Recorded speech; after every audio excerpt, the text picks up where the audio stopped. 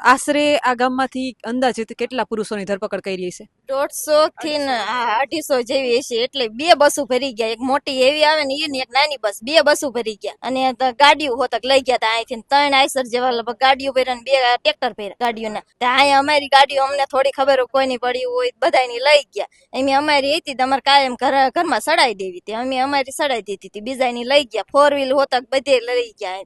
વાહનોને ડિટેન કરીને લઈ ગયા. હા. અને આ બારની ગાડી હોય ને એને પેલા લીધી, અને આ જીજે તેતરેની હતી ને પછી લઈ ગયા. એમ કાસ ને બાસ ને પછી ઓલકા તો બધે મોરા ને બોરા બધું ફોડી નાખ્યું ગાડીઓના. અહીંથી ગામડાની કેટલી ગાડીઓ તમારા ઘરની કે કોઈની?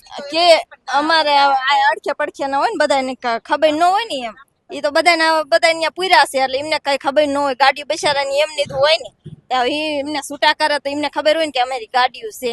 એમને કેમ ખબર પડે? ગાડીઓ કોઈને અડવા જ નતા દેતા, પોલીસ વાળા કોઈને આવવા નતા દેતા. એમ ધાબા ઉપર રહ્યું ને તો ધાબા ઉપરથી છોકરા રહેતા નતા, અહીંથી જોઈને તો એમ મને એમ કે તું અંદર વહી જા. હવે છોકરા નો રહે ક્યાં જાવ? અમારા ઘર મેં તો કઈ વયું ન સવાય, અમારું ઘર છે. હવે એમ કે હાંજ પડે તો અમે ઘેરે આવી, તો ઘેરેથી ને ક્યાં જાવું અમારે? એમ હાનનું ધાબા ઉપરથી ને લઈ ગયા. તો એમને એ હક ન લાગે, એમને પેલા પૂછવું પડે કે ભાઈ શું છે ગુનો, કઈ અમને વાતચીત ની ખબર નહીં. અમે ઉપડ્યા છીએ, અમારે કઈ જમીન છે ને અમે હીરા ખાવી છીએ, તો અમારે હીરા ઉપર અમારે ખેડૂત ને અમારે શું ફેર પડે? કઈ લાગવા કે નહીં એમ.